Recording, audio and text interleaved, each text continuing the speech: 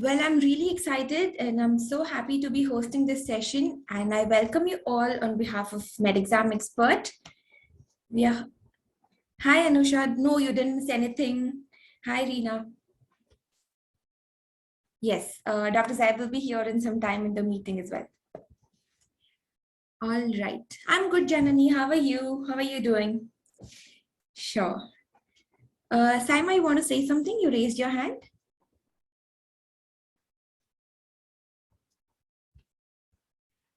All right. So let us begin then. Well, Abraham Lincoln said that the best way to predict your future is to create it. And I couldn't agree more.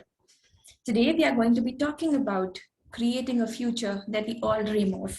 Today, we are going to be talking about how to create the future of MRCOG and what is required and how exactly we can predict it and make it come true. I hope you're all with me. I hope that this session is helpful to all of you. And on that note, let us begin. So I've been getting so many questions over the past few weeks regarding why to do MRCOG in the first place and what are the benefits, what are the, how to apply for it, who is eligible for it, and I will be answering all these questions today. But the most important question that I'll be answering is how to clear it in one go. I know so many people who start with the preparation, who start with the whole journey. They write the part one because it is comparatively simpler. They clear it.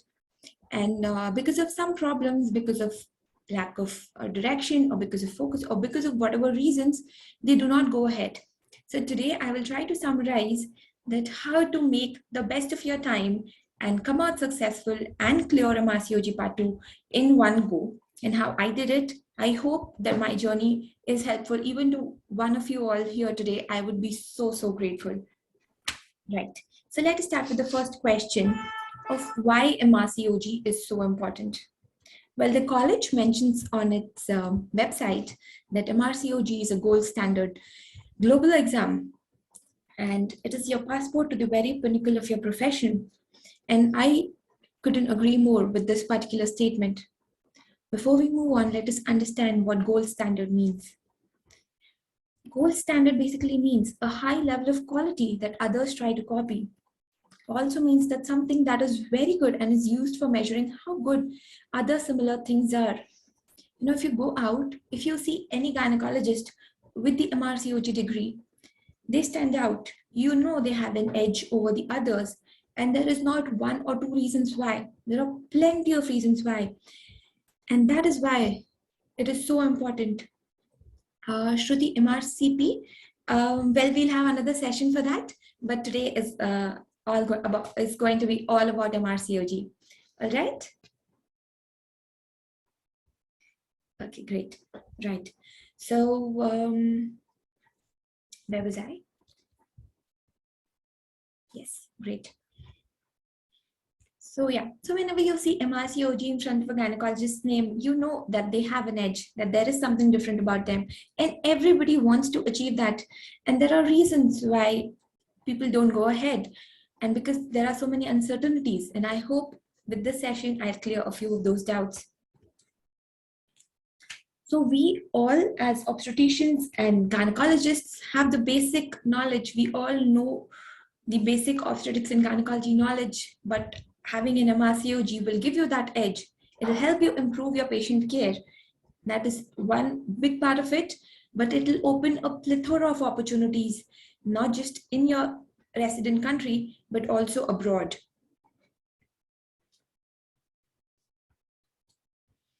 It might come as a shock to you. It did come as a shock to me as well when my mentor told me that, being an MRCOG is not just going to make you a good person, but it'll not just make you a good doctor, but it'll make you a great person as well. At that time, I did not really believe in it, but I went ahead with it anyway. But having the degree makes me believe that, yes, it does make you a good person, and you might wonder how. And I'll be telling that in the next slide. Oh, Dr. Zaib is here. Shruti, she'll be answering all your questions. Great. So we'll move ahead. So why is MRCOG important? Right. Evidence-based guidelines. We all, as practicing gynecologists, practicing clinicians, and as scientists and as students of medicine, we all understand. Thank you, Dr. Zed. Thank you so much. We all understand what is the importance of evidence-based guidelines. And MRCOG Part 2 is all about the guidelines that have been made after rigorous research and after lots of research which goes into it, and learning about it is not just it's actually a privilege to be able to learn it. The next thing that is so important is communication skills and teaching.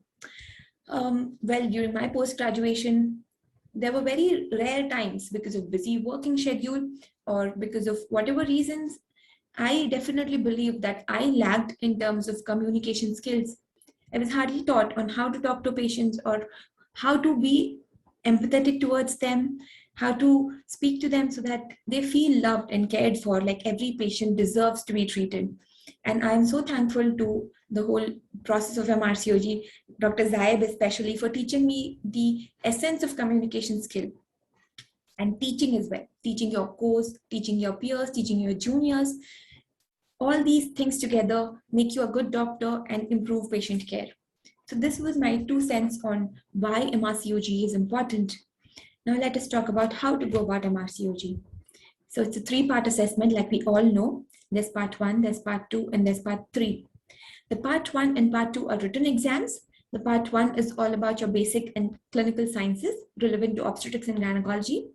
Part 2, that we will be focusing on today, assesses your knowledge and application of the knowledge. And part 3 is an OSCE, which you can appear after you clear your part 2 MRCOG. Now moving on to who can apply for MRCOG. Part 1 MRCOG can be applied directly once you get the eligibility. The eligibility is your basic medical degree. So your MBBS in India and your undergraduate degree, once you've cleared that, you can go ahead and apply for your part 1. Once you get the eligibility, you can go ahead and book for the exam as well. These exams are happening online right now. The reset candidates, in the sense, the ones who've already given the exam and for whatever reasons, yes, in Pakistan as well, MBBS, correct. The reset candidates don't really have to go and apply again. They can directly go for the booking. Now, regarding the part 2 MRCOG exam, you need to have your part 1 MRCOG passed, and then you can apply for part 2. Again, like before, it was the 4-year training was required, but now that is not required as a criteria for applying for part 2. But I believe that having a little bit of clinical experience in obstetrics and gynecology immensely helps you appear for part 2. Why? Because it is all about guidelines, and having read the guidelines and having applied some sort of guidelines in your practice does help. And regarding the part 3, that you can appear after can we apply right after part 1? Yes, definitely you can apply right after part 1, Sarah.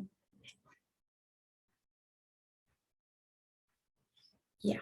So for part 3 exam, you need to have your part 2 cleared, but for that you will require an assessment of training approved, and that criteria has to be fulfilled before you go on and apply for the exam. I have a question here. Okay, sure, you're most welcome, Zara.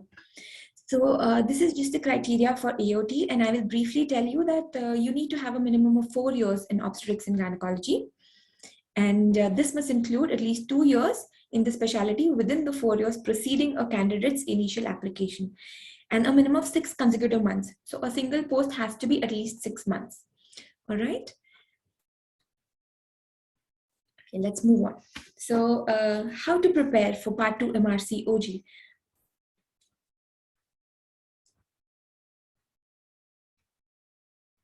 MRCOG can be given within Maliha. MRCOG can be given within 7 years, preferably if you want to work as a specialist in the UK.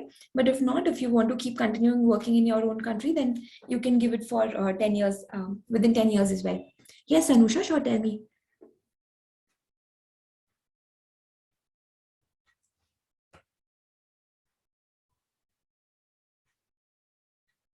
if working in India? Well, if you could prefer, you can open your mic and we can have a talk. Then how do we apply for part 3? Well, if you cleared your part 2 MRCOG and if you cleared your part 2 MRCOG, Anusha, and you have 4 years of experience in obstetrics and gynecology, then you can go ahead and apply for your part 3. Preeti, can we have experience outside UK and apply for it? Yes. Yes, definitely you can. 4 years of obstetrics and gynecology experience in your country, and you can go ahead and apply, including PG. Yes. Yes, including PG, that's 3 years. Yes, that's great. You're most welcome, Preeti. AOT, Galaxy, I would prefer if you put in your name over there. AOT is required for part 3 now, but initially it was required for part 2 as well, but now it's only for part 3. Yes. All right. So let's move ahead. So before moving on to what is to be done, let us talk about why students fail, and so we can prevent that from happening during our preparation. The first and the foremost and the most important thing is having some sort of direction. For example, so today you wake up. If you don't have a direction, you wake up and the first thing you do is, oh, so what do I study today? And you start thinking, and then you start going through the syllabus and you're like, oh, let's read shoulder dystocia. And then the next thing you're like, oh, so from where do I get the guideline? So you go on the internet and you start searching for the guideline on the RCOG website. And then ultimately you find the guideline, which is 18 pages long. And then you are like, oh, so what am I supposed to read from here? And what is important? And is this guideline important at all? And then you just leave it and move on. So this is where you lack direction. And this is how we can really help you. In the sense, when during our courses, we have a very set schedule and we're very, very strict about it. So you know that today you're supposed to read shoulder dystocia a day prior. You have your article in place and you know that I'm supposed to read this, and all the guidelines are provided to you. So you don't have to waste time thinking what to do. Next, searching for what you want, right? Everything is provided at one place. I have a few questions, I'll take that. Okay, doctors have already helped with that. That's great. Okay, so yeah. So regarding the direction, all you need to do yourself is just study, and we are here to provide you with the schedule, with the guidelines, with our help 24/7. Next comes is focus. Focus, I think, is the second or maybe the most important thing when it comes to studying. I always suggest and I always believe that even if you're studying for 1 hour, make sure that your phone is away. If you have the privilege of that, make sure you're in a single room and you're giving it your all, and not focusing on 10 different things like cooking and then listening and then studying. If you're studying for 1 hour, the entire 1 hour has to be all about studying. Everything else would be provided to you, like the summaries that are there on the website during our course. Everything would be there with you. You just have to do your bit and put in hard work and study, and we are here to help you. Next is the thing that I found the most helpful during my journey with MedExam was the questions and the group discussion I had. We have a very set schedule. We also have discussions going on in the group. Along with that, I did find a friend with whom I still am in touch with. So every night when we finished studying around 10 o'clock, 11 o'clock, we used to sit and we used to discuss over messages. And that just helped that helped me not just remember those questions well, but just before the exam, I went over those chats, and that was the best revision that I could have. We are still in touch. We were both during going through such difficult times. She had a small baby and I had my pregnancy, but the discussion helped, and I'm so thankful to MedExam Expert for making me meet that one person who helped me the most. And then comes time management, which is so important during our preparation. All of us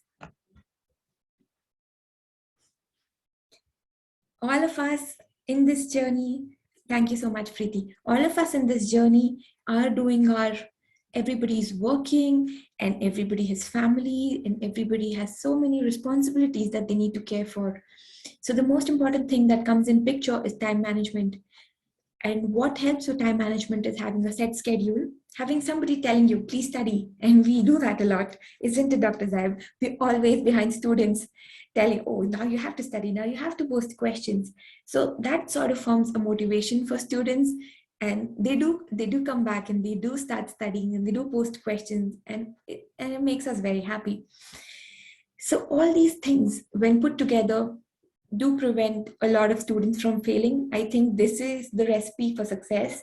If anything else, and if somebody feels like, something else that helps them in studying, you can definitely come ahead and we can add it on to our mantra. Now coming to the exam format. So now the exam is a computer-based testing exam. There are 2 papers and each accounting for 50% of the marks. There's paper 1 and paper 2. Each paper consists of 2 different types of questions. That's single best answer questions. That's worth 40% of the total marks.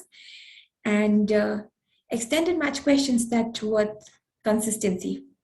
Oh, that's so true, consistency. Studying every single day, be it for half an hour, be it for an hour, or be it for 4 hours, studying every single day is definitely the most important. Always to my rescue. Yes, so coming back to the exam format, there's single best answer questions and there's extended match questions.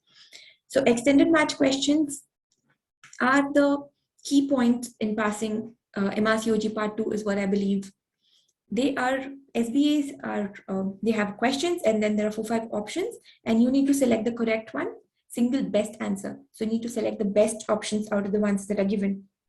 But how EMQ or extended match questions is different is that there are plenty of options. Sometimes there could be 20 to 25 options. And out of that, one of the options is correct. And the questions are not usually straightforward. They are usually a clinical scenario in which you need to know the algorithms well. And you need to know that what would be next step or what would be the best investigation, or you need to know what is the treatment of choice in that particular scenario. So being thorough with your guidelines is the most important part to be able to solve extended match questions. And they form 60% of the total marks. They are more important. They are more difficult. And I think being thorough is most important. Now, how I always suggest students to solve EMQs is never ever to go ahead and start reading the options. It's always better to read the direction that's given on top of the question and then go ahead and read the first question and then go back and then read the options. That I think always works for me, and it's really been beneficial. Now coming to how long each paper is almost 3 hours long, containing 50 single best answer questions and 50 extended match questions. SBAs are particularly useful in assessment of the etiology, natural history, and epidemiology and stats. And extended match questions are useful in assessment of diagnosis, investigation, and management. So like I said, having a flow chart in your mind and knowing what is the next step in the management, knowing what to do next and where and what is the next step in the investigation, that is very important and crucial in solving this. Tips for EMQ, like I said, always go and read the question first and then go through the options. That would be my top tip. And as and when we keep solving more and more questions during our session, I think our students would become pro in it towards the end. Ma'am, I'm not sure what exactly to focus on while reading GTG, also how to make notes during first or second reading. Well, I'm getting to that, Anusha, in a bit. I'll be answering all your questions. Yes, just getting to that. Okay, so we all know that there are 18 modules, and during the session, we will be covering each module in detail, and we'll be taking all the important questions that have come previously, and each module would be covered one by one, and I'm sure towards the end, our students are super thorough with it. Now coming to Anusha's question on how to read the guidelines and how to go about it. So the study resources for us are the GTG, NICE guidelines, TOG articles, and the FSRH, BASH, SIPs, consents, the BRACE, clinical governance, and NHS cervical screening program. Well, Preeti, you can get in touch with anybody from the group. Their number is posted. The number would be posted in the chat box. Somebody from the backend team, please post your WhatsApp number, or you can get in touch with the, yes, this is for the July course year. So somebody will be getting in touch with you, and we'll provide the number as well. You can message them directly on WhatsApp and they'll provide you a link. Thank you so much. Thank you so much, Med Exam Expert to the rescue. Please, time management. Yes, I'm getting to that, Mehreen, sometime. Okay. So whenever you're reading anything, whenever there is a conflict in between, say, a GTG or TOG article, always and always the priority would be Green Top Guideline, NICE Guideline, TOG articles, and then the rest. So Green Top Guideline has the highest priority. That is to be read first. Shruti, I'm getting to that. Just in a bit, getting to all your questions. Okay, so regarding GTG, first, reading the recommendations is the most important. Reading the flow charts is the most important. We have NICE guidelines for a few topics like subfertility, antepartum, intrapartum care, etc. And they have to be read thoroughly. There are no separate recommendations, and there are no separate highlighted points in NICE guidelines. So everything needs to be read. Flow charts need to be made from them. It has to be read from front to end, except for the research part, which is given in the end, and the audit part, that you can ignore. Now, regarding TOG, and everybody has a doubt about which TOG to read, where to read it from, where to get the articles from, and how many previous year TOGs are to be read. Well, the most important TOGs are the ones whose topics are not covered in your Green Top guideline or in your NICE guidelines. Those TOGs are the most important. For example, asthma in pregnancy doesn't have Green Top guideline. That becomes really important, even though it is not a very recent TOG. Cardiac diseases, even though it is not recent, but it is extremely important to have it and know it. Ma'am, there are certain things in NICE guideline which include other guidelines. Are we supposed to read them? Exactly which guideline are you talking about, Anusha? Anusha, get in touch with me and I'll answer all your questions one-on-one. You have my number. Yeah, okay. All right, coming to the next important thing is college has a few favorite talk articles, which we will be covering in our session. So those talk articles you have to know. One of them is Enhanced Recovery Program, which we will be discussing in today's session. And it's quite important to cover the last 3 to 5 year talks. Sometimes it's not important. Sometimes it's not possible to cover all, but doing them all as much as possible is important. But if you tell me that, ma'am, I'm sitting and doing all 3 to 5 years talk and I'm not doing the Green Top guidelines, that is not the right way to prepare. You have to do all the important Green Top guidelines. You have to go through all the NICE guidelines, and then you have to move on to talks, all right? So that is the priority. Now coming to the other resources like FSRH, BASH, SIPs, etc. Only the recommendations need to be done, only the highlighted points, only the NHS cervical screening program, the flow charts need to be done. And we have all the summaries on the website for ease access for revising. We also have video recordings of the summaries, so you can listen to them while you're driving or while you're cooking, just for revision. But I wouldn't suggest that as the primary mode of reading. Primary mode of reading has to be 100% fully focused. But whenever you're busy doing something else and you can listen to as well while getting ready, while going to the hospital, etc., you can definitely go through the summaries. They were a great source of revision for me, and they would be so for you as well. How can we book? Shriza, if I'm pronouncing your name right, I'm sorry, I apologize if I'm not. Please get in touch with somebody from the team and they'll guide you on how to book. All right, now, so we have all the material, how to be organized and how to take notes. Anusha, I'm answering your questions here. How to take notes, how to revise. what I did and what I think works for me in every exam, not just during MRCOG, during all other exams. First, reading takes a lot of time, and that's absolutely fine. I think going through the entire guideline, point by point, and making note of all the important things. For example, if you're going through the heavy menstrual bleeding guideline, read the whole guideline, note down all the important points. You can also add in the related talks if you wish, like talk for fibroid, like the talk for heavy menstrual bleeding that has come recently, and add on the important points. Then we do have questions. That we solve during our session. So those questions, and then the books that you're solving on your own. I'll be talking about the books in some time, and strategy. So you solve the questions while you're reading, so you get an idea about what's important, what's to be read, what's not to be read, what you can easily ignore, because the syllabus is vast and you don't really need to learn the entire thing. Okay, so this will make a concise sort of notes, your guidelines, the important points from the questions that you solve, important points from strategy. Okay, next thing would be to make a folder of all the incidences. I agree that incidences have not been coming very frequently in the last few years, but it doesn't take a lot of effort to just jot it down in one place during your first reading, so you can keep revising it.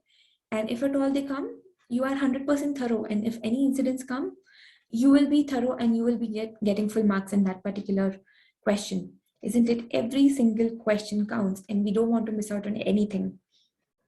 Other thing that you can add on in the folder is your flow charts. Flow charts, like I told initially as well, are very important for solving your EMQs, and you need to be absolutely thorough with each flow chart. Like a patient comes with postmenopausal bleeding, what do you do next? What investigation? What is the ED? What is the next management, etc. So that forms very important. If somebody's mic on mute, and somebody wants to say something.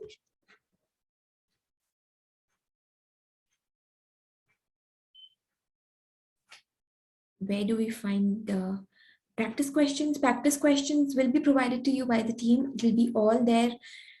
It'll be all there on your website. You just have to go to the website. The practice questions would be provided. There would be a mock test at the end of every module that would be there. So you can assess where you're going wrong, and you can go back and then solve the questions as well.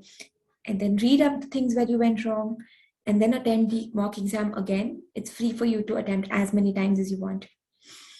Okay, so the third thing, so what we are doing during the first reading is preparing ourselves for the next revision, right? So during the second reading, it's easier because you have your notes. So you just go through your notes, you just go through the questions that you went wrong during the first reading, and you go through your folder because those are volatile and those flowcharts are difficult. So keep going through over and over again.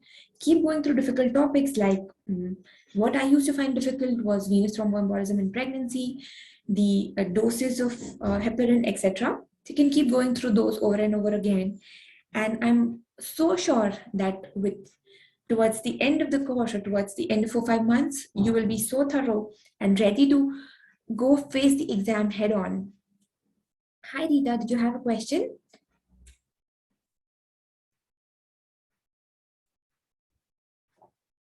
Well, for anyone who has a question, I'll be taking all the questions towards the end. So yes. Folder means, well, just any file, any file in which you can take a printout of the flow charts, or you can jot down the flow chart with your own hand. I used to write everything, so that helped me remember. Just a second, I want PDFs. Just a second, Rita, I'll get to your question. So I used to make folders of different flow charts, incidences, etc. And I used to do it module wise. So it was easier for me to add on more things to it because it was a file and not a notebook exactly. And it was all different modules were different. So it was easy for me to navigate through it as well. So you can make these files. But definitely, Mohammed, we have all the summaries, all the flow charts available at one place for easy access. So all you basically need to do is study, and everything else is provided. Written summaries, yes, Preeti, all the written summaries are there. The written summaries are provided as PDFs, and you also have video summaries to listen to. So works well for revision, for reading. Yes, all right. So that's great, Preeti. I will see you in the course. That's great, Mohammed. All right. So this was my mantra for success, and this is how I revised.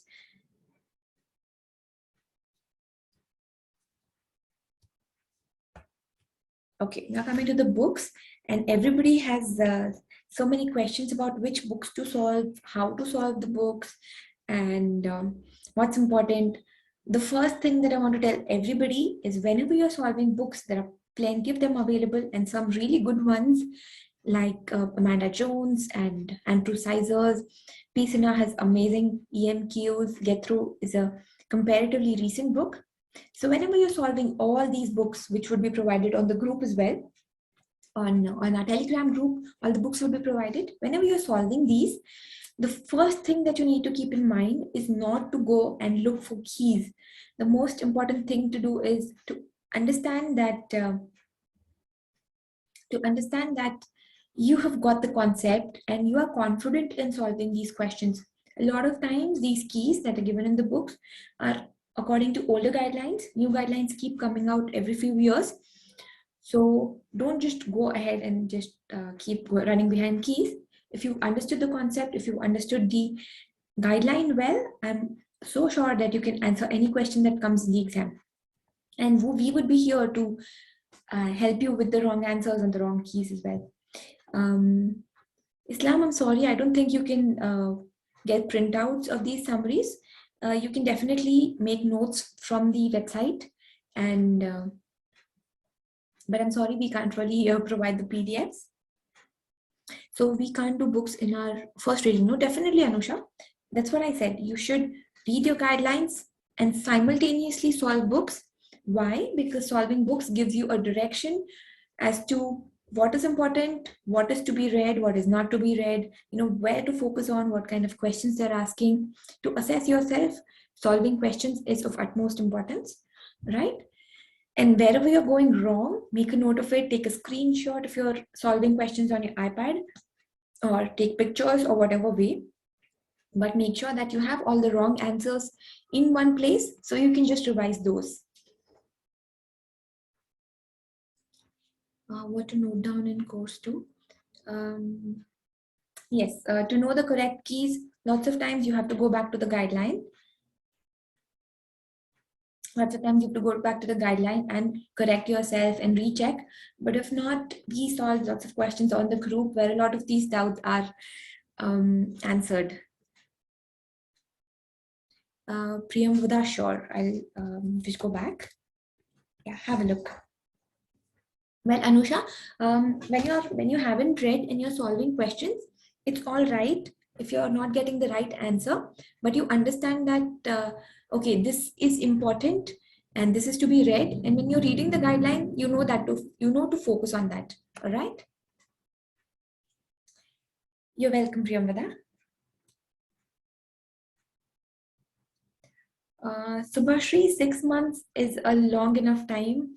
I was with MedExam, and with their amazing guidance, I finished the whole course in 3 to 4 months time, and I cleared in my first attempt as well. So 6 months is a good enough time, and if you're focused and if you're consistent, and you can definitely do it. If I can do it, I think anybody can do it. Right.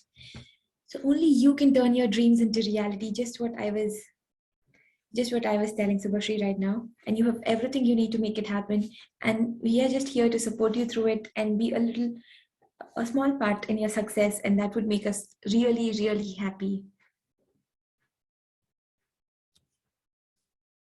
Anusha, I cleared the part 3 with the 8-month-old baby. So I think it's everybody has some or other form of responsibilities, and it's going to be difficult. I wouldn't say that it's going to be a cakewalk, but I'm so sure you can do it, Anusha. So just wanted to share a little bit of my journey with MedExam and how Yes, and we are here to support you. Don't worry. We are here. We will see you cross the path to MRCOG, and we'll be here cheering for you. Dr. Hassan Ali, you want to say something? You raised your hand. Right. So I've almost told everything about how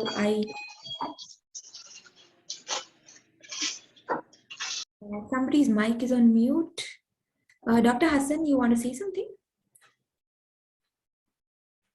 Okay, great. So I started for the pre-course preparation. Are we going to discuss topic every day by any means or not? Islam, you will be provided with a schedule, and we have provided the portals on Facebook, on Telegram. Telegram most is where are you part of this course, isn't it? Yeah.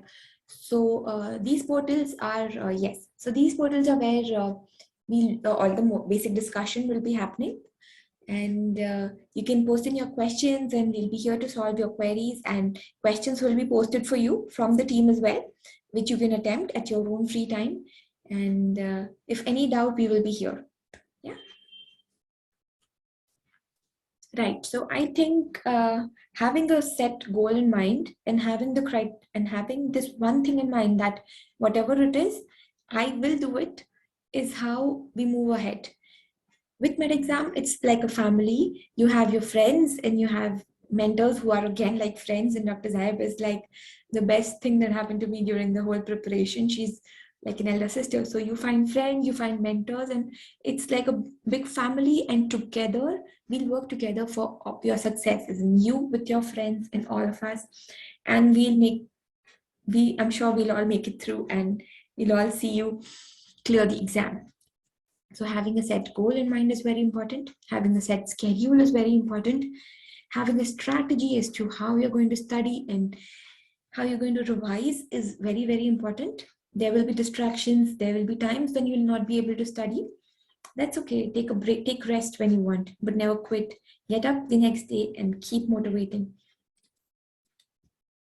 and keep studying. Right. So, Hi, Pradnya. Thank you hi, so Dr. much. Zaid. I want to add something because I just Sure. got a message from somebody, and thank you so much for such nice brief discussion. Okay, Thank and I you. want to highlight, the one thing over here, because the many candidates, they do get overwhelmed with the preparation, with the syllabus and everything. So obviously, it gets on the head that it's kind of impossible that we can't do. So I just want to say one thing that, although syllabus looks so huge, but it doesn't mean that you can't cover it. Okay. So all you have to do is that you have to do a smart work, you have to do a focused study, and you just have to go on. Okay. One thing I want to say for the July candidate and for all upcoming exams, okay, for the candidates who are aiming for. And second, I want to highlight one thing, another thing. Okay. Um, because this exam is very competitive exam, and we do have a lot of brilliant candidates all around the globe. Okay, and certainly when you are in any competitive exam, so there are only two results: either you pass or either you fail the exam. Okay, and certainly we all are doctors, and somehow we all doctors sometimes thinks that we all have to pass in one go. But definitely when we are in competitive exams, so we do tend to fail as well. Okay, I myself have failed exam. Okay, I know the feeling. I have passed this exam as well, so I know both feelings. Okay, so how things works, and I'm sure the candidates who do fail, they do fail with very close margin, because certainly we study hard, we do study, and we don't try to leave any kind of loophole. Okay, so my this message is going to be for those candidates who haven't been successful in this exams for one or any other reason. So don't give up. Okay, so you just have another chance. You just have to grab that opportunity. You just have to work hard. So it's not an impossible task at all. Okay, and on top of there is a destiny, there is a thing called destiny. So if it is written for you, if it is meant for you, it will come for you by any way whatsoever. Okay, so all you have to do is that you don't have to give up. You don't have to say that I can't do it. Certainly you can do it. Like Dr. Pradnya said, the like we always say, I always say, Pradnya always say, and many candidates who have passed, this MRCOG. So we always say that when we can do it, you can also do it. Okay. So, I mean, it's not like that you can't study or you can't pass this exam. All right. So sometimes, there is a delay because of one or other thing. So all you have to do is just move on, go on, and gear up and start it up again. Okay. Don't give up. Giving up is not an option in this journey. Okay, always remember this thing, because once you give up, it means that you are not going to start it again. So that shouldn't be a question at all in your preparation. Okay, so this I wanted to add, Pranya. Thank you so much. Thank you. Thank you. This is what Dr. Saib keeps telling me as well. It's about succeeding in one thing. It's not about giving up. Even if you fail Yes, one, yes. you can't just be like, okay, now that I've failed, I'm not going to appear for this exam, and this exam is not for me. You Exactly, have to keep exactly. appearing. And I've seen such good friends of mine who couldn't clear it during the first time. They failed by a margin of 1 mark, but then they appeared again and then they cleared and they did so well. And now they're so happy. And it's just about not giving up at all. And one thing I want to address what Anusha said, that with the baby, whether she can study or not. So like Pradnya said that she has studied, and I still remember the time. It's just like, I mean, I think how many weeks ago, 4 5 weeks or 6 weeks maximum ago, we used to practice, and her daughter starts, the crying, and she used to say, "Dee, I have to go." So I used to say that, okay, it doesn't matter, okay, go, give her time, okay, because obviously she is such a, I mean, a young baby. So obviously, I mean, she's a living example with us. So Anusha, don't like, I mean, think this thing that, I mean, with small baby, whether you can study or not. You certainly can study, 100%, absolutely you can study. And Pradnya is an example for us. Okay? Well, I really took my baby as a huge motivation for me. It was either now, finishing it now, or then sitting with her again and, preventing her from staying with me and then studying. So I really wanted to get done with it. And that she was one big motivation for me. So I took it as a motivation and that helped, I think. Exactly, exactly. Yes. Rita, everybody wants to pass in the first attempt, and we are here to provide you all the help and guidance that you need. Hmm. Uh, yes, it's all about consistency, like Dr. Zaid said. Consistency, not giving up, lots of hard work. There'll be Lots some of hard difficult work. days, there'll be some easy days, there'll be some Exactly. fun times. Yeah, we do have lots of fun during the session as well. We solved so many questions. It's a lot of interaction. I really Hmm. enjoy solving questions Hmm. and talking, and it's fun. Exactly. Yeah. So if you take it as fun, I think you know you'll also enjoy it. I just want to answer one more question. How much time should I give daily to these guidelines as I'm into my FCPS training with 2 kids? Okay, so Eamon, I would like to answer your this question is that I know that how FCPS training goes. So obviously it is a hard time. I have been through this time as well. Okay, so everybody whoever does PD training, so it's like, I mean, we all go through this time. So at least for the July exam, keep your aim that at least you will finish one guideline or one talk article on daily basis. Okay, so whenever you get time out of your job, out of your practice, or out of your something, you won't believe that, when I started off my MRCOG journey, I was FCPS. Okay. So I was practicing, the registrar in a very busy hospital at that time. I used to keep, my notebook where, I always say to my all students that, keep your notes with you. So all you have to do is that, once you will read your the question or the guideline, just try to highlight important things like incidence, then prevalence, then recurrence, then risk factors, okay, and important percentages from the guideline. So by the end of your preparation, you will have your own notebook to revise from, and that is going to help you. Trust me, that is going to help you. Doesn't matter how much summaries you will get from here and there, doesn't matter how much help you will get from here and there, unless you read yourself, unless you go through things yourself, it's not going to be in your head at all. Because this is not about passing one exam. Because obviously the same exam is going to be repeated in your part 3 as well, the same syllabus, I mean to say. Okay. So all you have to do is that you have to keep your concepts clear. If your concepts are clear, so it is going to work for your part 3 as well. Okay. Because in part 3, it's not going to, I mean, leave you aside at all. That, I mean, because in part 3 there is a domain, applied clinical knowledge, and that is going to be tested on only these, the guidelines and top articles. It doesn't matter. So that's why discussion is important, Anusha.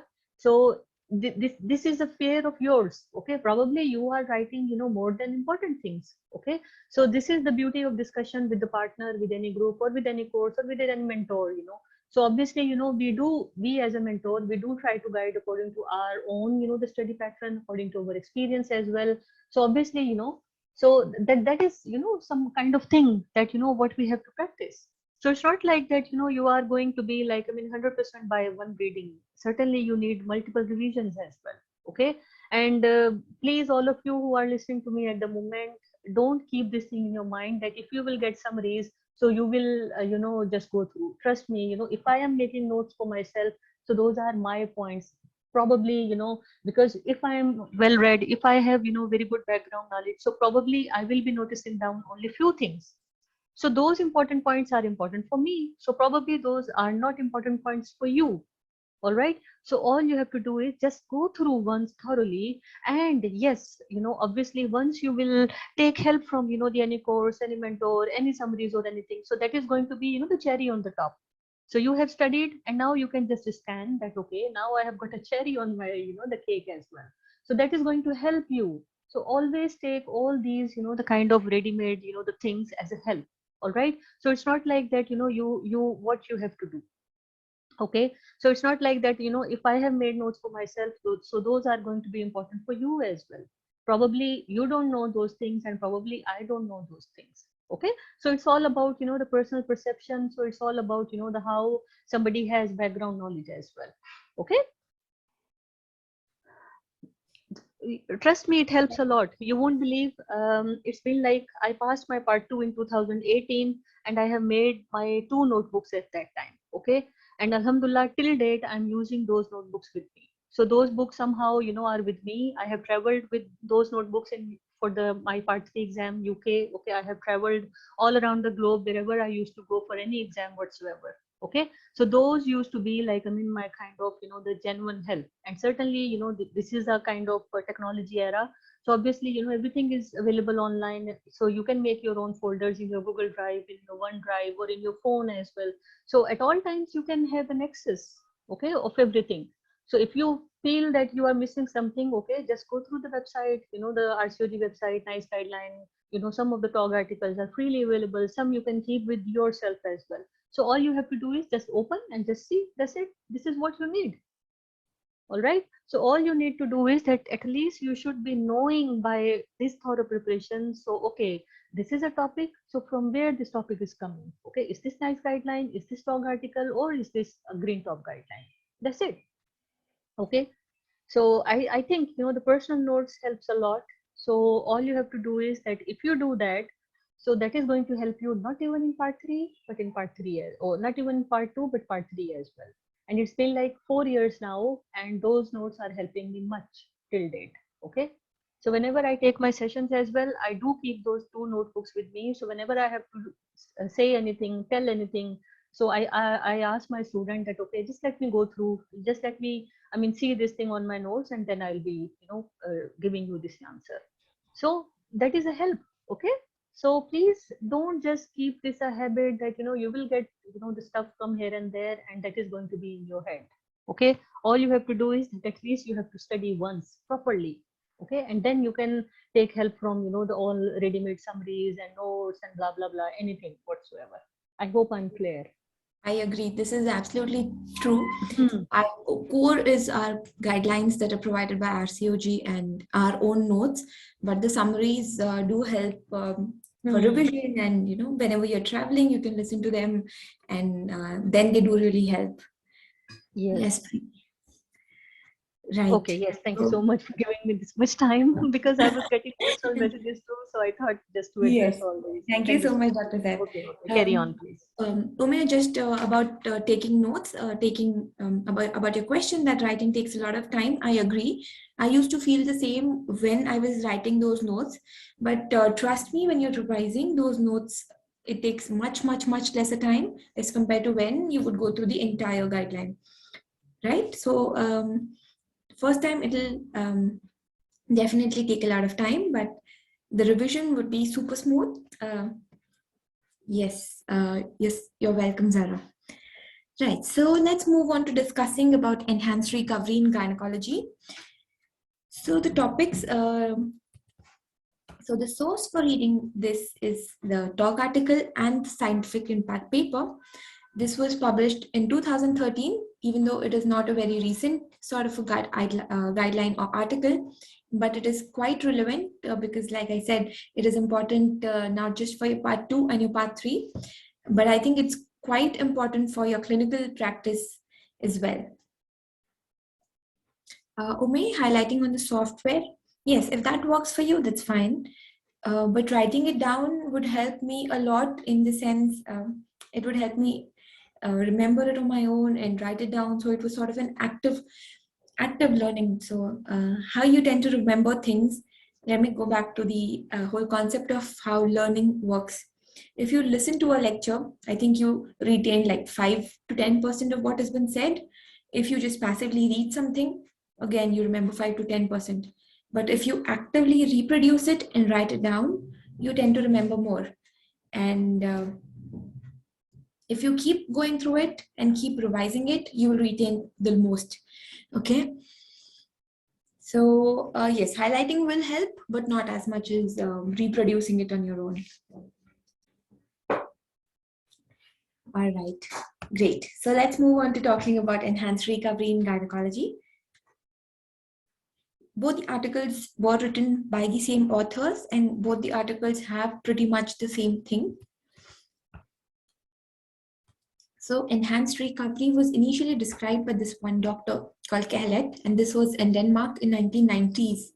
This was specifically for colorectal patients, and every aspect of this whole pathway from decision to operate through discharge was planned just to promote good outcome and rapid return of patients to normal function.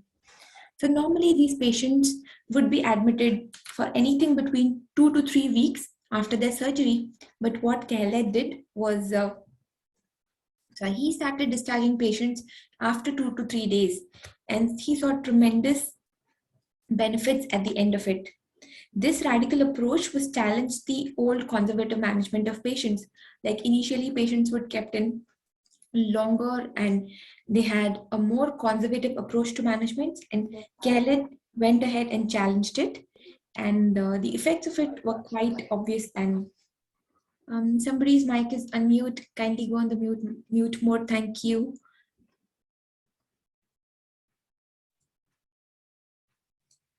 All right, so let's move on with the introduction. So enhanced recovery is a model of care for elective surgery. So the idea behind it is to reduce the physiological stress response and the organ dysfunction that happens due to, guys, please go on the mute mode and I will take all the questions towards the end of the session. I'd be really grateful. Thank you. Thanks, Anusha. So the whole idea behind enhanced recovery program is to reduce the physiological stress response. In the sense, imagine if there are two sets of patients. Imagine this is your patient who's come in for surgery. You've admitted the patient a day prior to the surgery. The patient has been fasting for 24 hours. You've given the patient lots of bowel preparation, and the patient has been running to the washroom throughout the night. And during the morning, the patient is dehydrated because the patient has not taken anything by mouth. Patient has been constantly passing motions, and the patient has been really anxious because the patient did not get any sort of sleep during the night in the hospital, and was taken up for surgery without much conversation about what is the surgery going to be all about, hasn't taken her decision in perspective, and the patient is on the OT table. This is what the patient would look like. And imagine if you have a patient who knows what she's in for, who comes to the hospital on the day of the surgery, well rested, well prepared, eaten, and has had no fasting, has taken carbohydrate loading 2 hours prior to the surgery, and then she goes to the OT. She'll be so happy and so ready for the surgery. The anxiety would be less, the stress would be less. And as a result, the outcome would be much, much better, not just for the patient and the doctor, but for the hospital as well. So this is the whole idea behind enhanced recovery program, in which it reduces the stress. In how it does that, we'll be looking at it in the next few slides. What is carb loading? I'll be getting to that, Shruti, in some time. So carbohydrate loading is basically 2 hours before the surgery, you give a patient a carbohydrate drink, and that's it. No fasting of 24 hours or 12 hours that we do in our typical surgeries. They can have water up till 4 hours, and a carbohydrate loading drink is given 2 hours prior to it. Okay. So what ERP is also known as a fast track, rapid or accelerated recovery program. It improves the quality and experience of patient care. It helps patients recover more quickly. It reduces the physical and the psychological stress, both. And the patients are involved in their own care. The patients are involved in their own decision making, which ultimately leads to better outcome for the patient, for the doctor, for the hospital as well. So these are the two diagrams, and I hope we'll remember and how to differentiate the two. Now, many bodies are supporting this approach. At the National Enhanced Recovery Summit that happened in April 2012, a pan-specialty MDT consensus statement was signed by representatives of national bodies, including the president of RCOG and the British Gynecological Cancer Society. So now it has been used by 4 specialties, that is orthopedics, colorectal, gynac, and urological surgery. So 4 specialties in the NHS are already using enhanced recovery program in their patient care, and it has led to much better outcome, and it has led to shorter hospital stay with no increase in readmission rate. This is clear benefits for the patient and their families, and also for the NHS. So I would like to begin with the question. Do I have a volunteer who will take this question?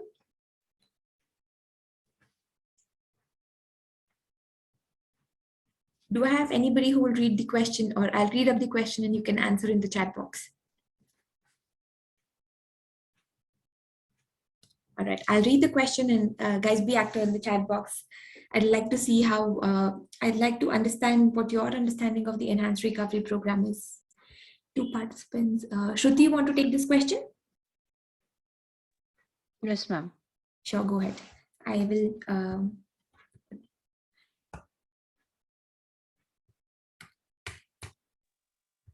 Okay, go ahead. Which of the following is one of the elements of the enhanced recovery program? Assessment on the day of surgery, early use of blood and blood products, early mobilization, using fluids pre-op and post-op to aid recovery, use only dissolvable sutures. Ma'am, early mobilization? Perfect. That is perfect. Thank you so much, Shruti, for participating. Yes, Anusha, you're right as well. Yes, Reena, that's great. So you all have the basic understanding of how it works. And I'll try to clear out the minute things which are asked in questions, and then we'll take a few more questions toward the end of the session. Okay. So enhanced recovery program can be divided into preoperative care, perioperative care, postoperative care, and discharge. All right.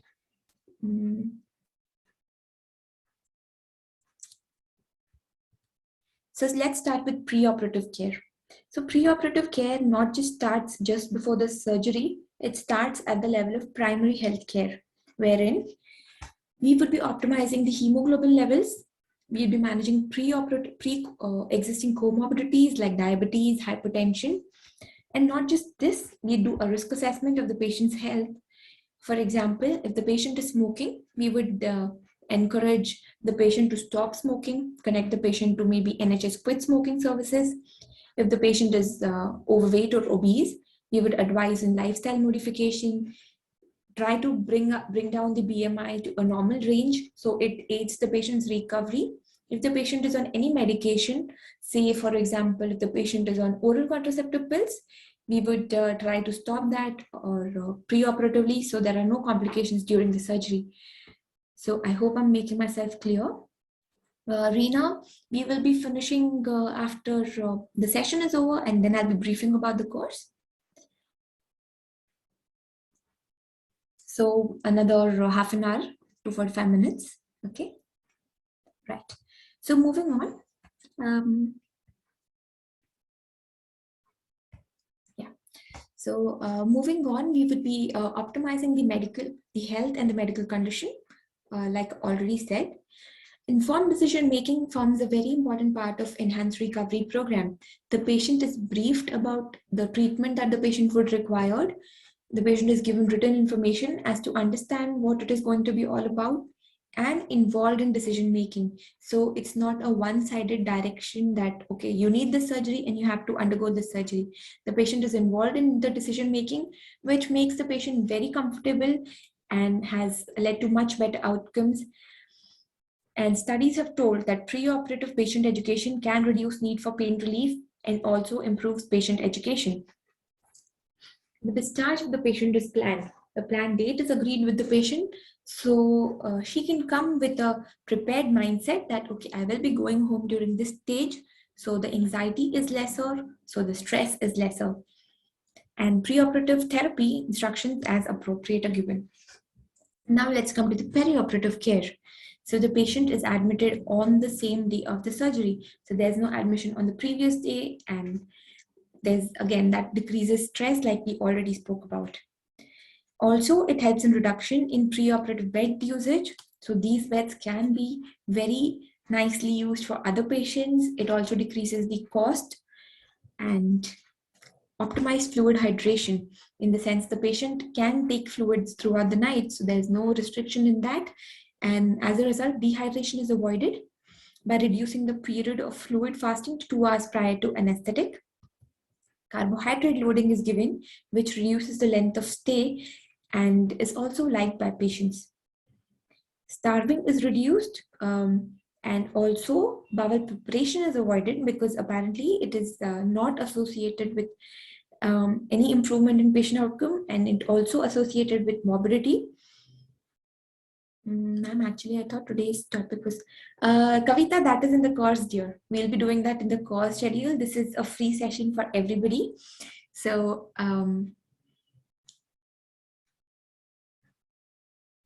yeah. Now coming to the intraoperative care. So intraoperative care is the most important. We all understand the importance of minimally invasive surgery. Any patient, imagine a patient comes for laparoscopy or for a fibroid surgery.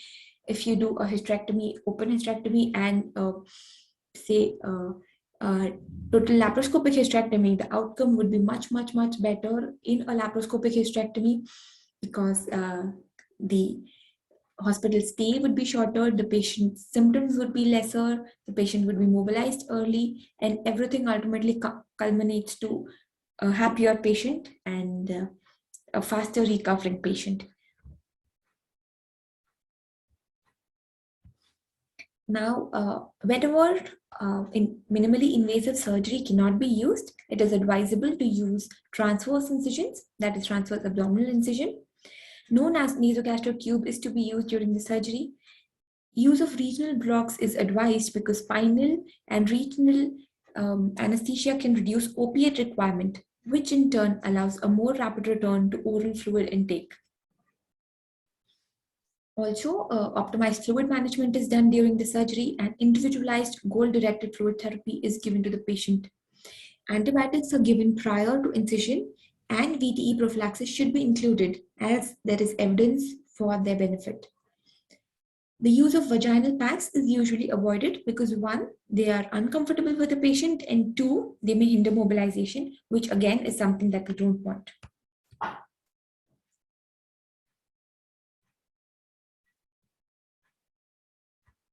Right, now coming to the post-operative care. Post-operative care forms the most important part of enhanced recovery program. Early mobilization is the key to enhanced recovery, and it is achievable regardless of age with appropriate education and support. So planned mobilization is the most important part, like we also had a question that we discussed. Okay, so in routine surgery, early feeding and reduction in volume of routine IV fluids is a safe approach. There's lesser nausea, patients are more satisfied, and this all leads to ultimately shortened length of stay and higher patient satisfaction. This also has known to reduce risk of muscle loss and thromboembolism. Antiemetics are given after the surgery. to prevent post-operative nausea and vomiting. Laxatives are also given to prevent constipation. If necessary, it is safe for patients to be discharged with an indwelling catheter.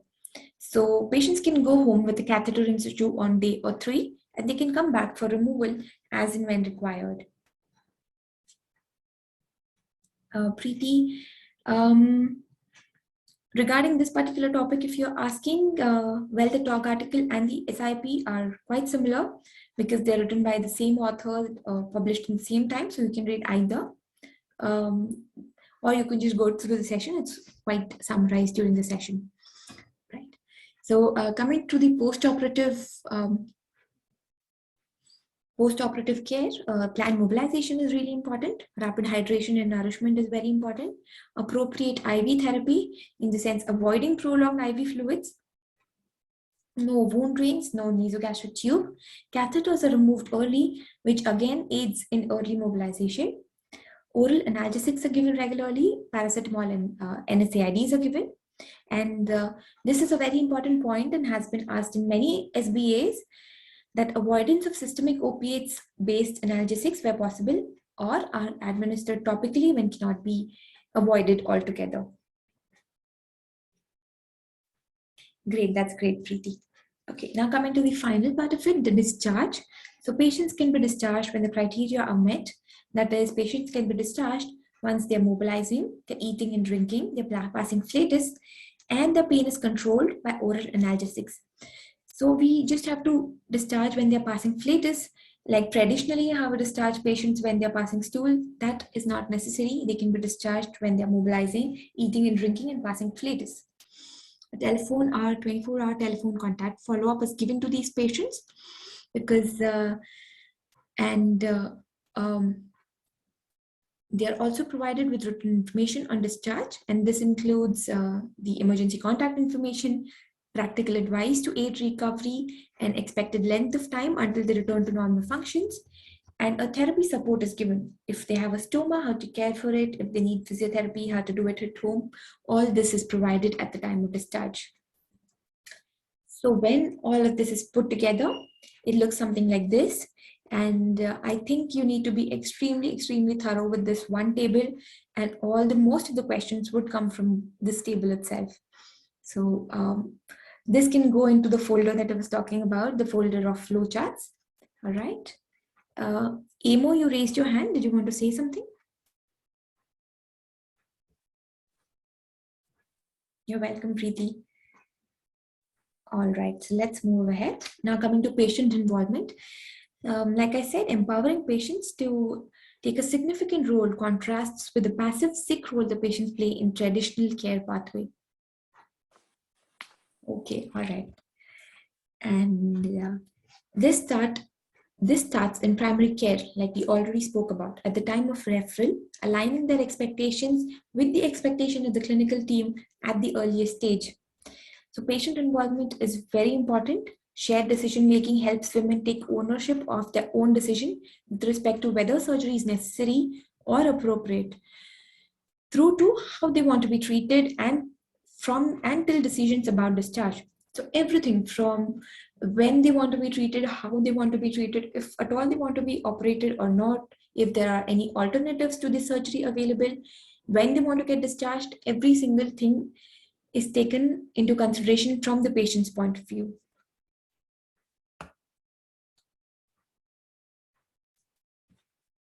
You're welcome, Zara. You're almost through. Okay. By taking an active role in responsibilities for enhancing their own recovery, patients are involved, motivated, and overall have an improved experience. Now coming to the quality and cost. So as the patients recover more quickly and they have a shorter length of stay, these patients have a better satisfaction, better nurse satisfaction, and improved quality of life following surgery than the traditional pathway. Enhanced recovery advocates the use of safest, most appropriate, least invasive procedure for each woman. And now coming to the implementation. Successful implementation requires a commitment from all the stakeholders in primary, secondary, social, including high-level clinical and management teams within the hospital. Everybody needs to agree to it, and only then it can come in practice. And like I said, it is already in practice within 4 specialties, and Other specialties are still considering using it, and as people have seen benefit.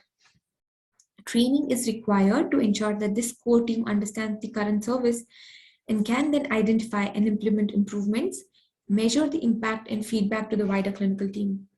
A designated local ER champion can facilitate this work. This is what the talk article says.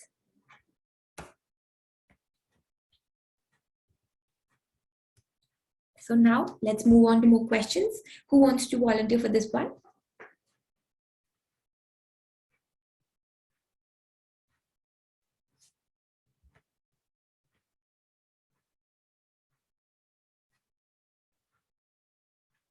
Do we have any volunteers? Anusha?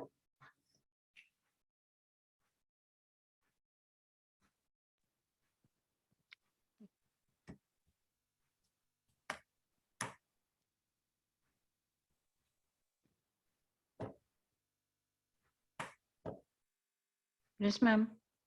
Are you there? Okay. Ma'am, it's Shruti again. It's Shruti again. All right. Okay, go ahead, Shruti. A patient is referred to the gynae clinic for consideration of hysterectomy following a failed endometrial ablation.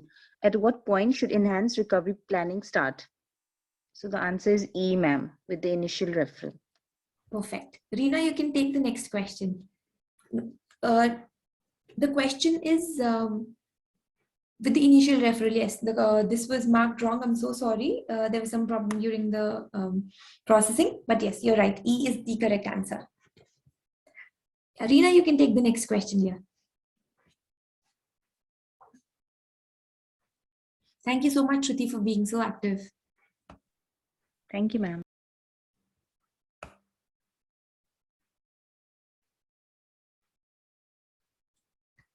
Hi, Reena, are you there?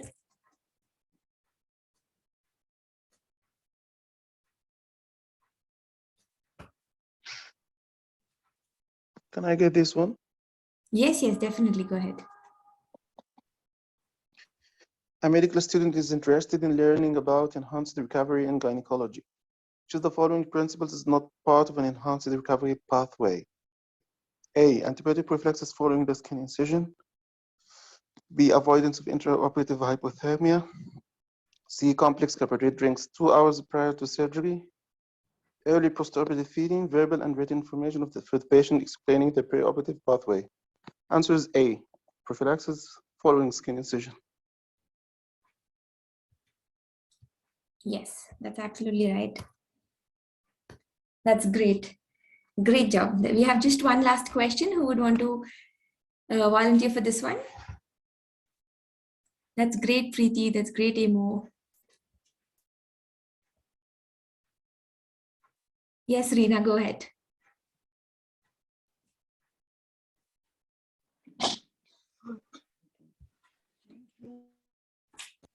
Sorry. No problem, Reena. You can attempt. Sorry. Actually, I am on the duty to somebody. Oh, they came and go. That's okay. Sorry. I 56-year-old. Okay. 56-year-old woman undergo a total abdominal hysterectomy for a fibroid uterus. Following is the one of the steps for her enhanced recovery.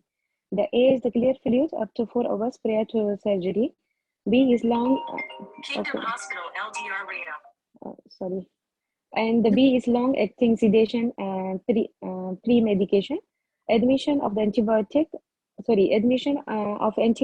after the. Oh my God, sorry. No problem. Admission of antibiotic after the completion of the surgery. And D is the thromboprophylaxis and increase the volume of IV fluid. I think D, thromboprophylaxis. Perfect. Great job.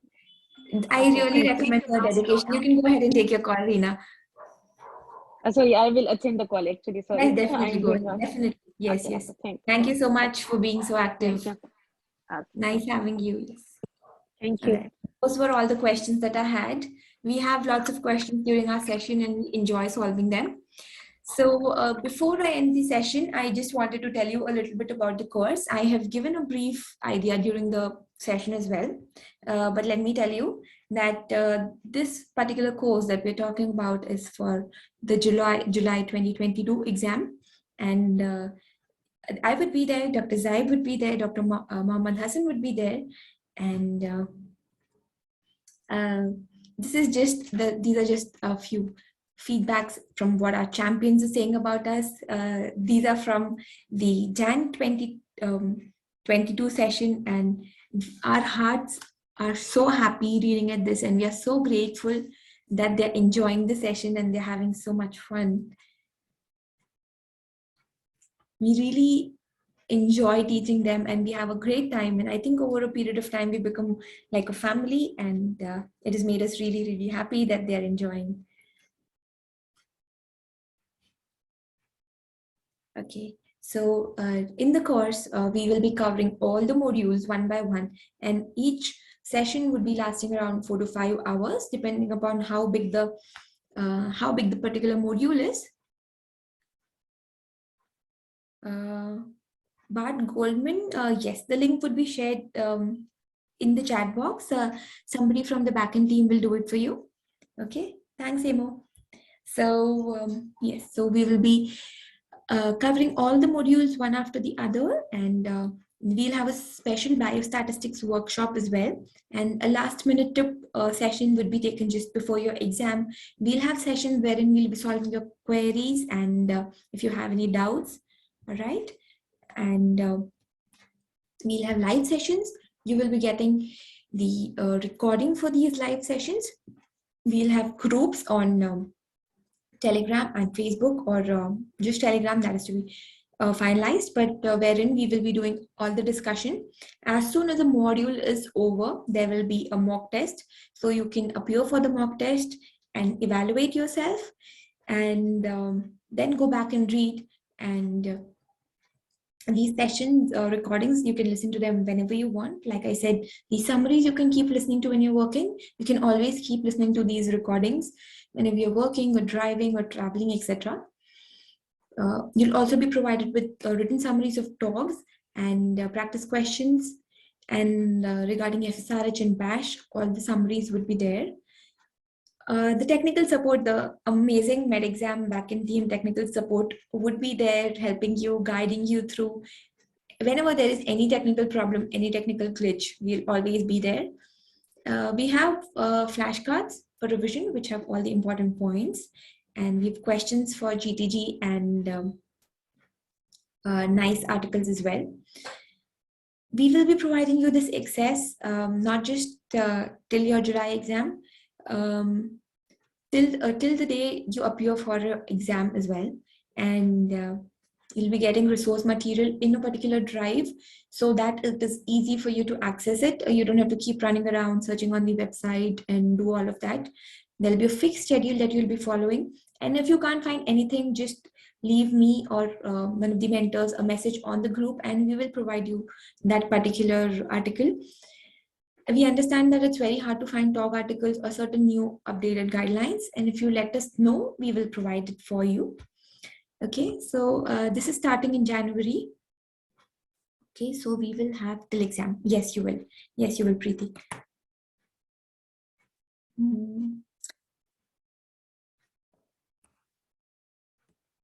Right, so the course is starting in January. Students have already joined our Telegram group. Activities have started, like we had our students on the discussion today as well.